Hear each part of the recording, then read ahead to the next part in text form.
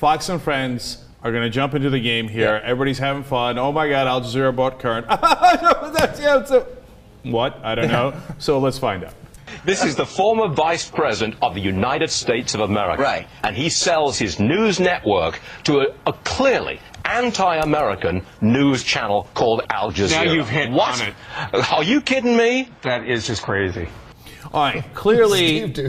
Yeah, now you hear about it. Okay, you got him. You got him. Qatar. That is just crazy. I don't understand what you said. Yeah, My crazy. IQ's 86. Yeah. Clearly anti-American, said the guy in an incredible British accent. Anyway, Qatar has the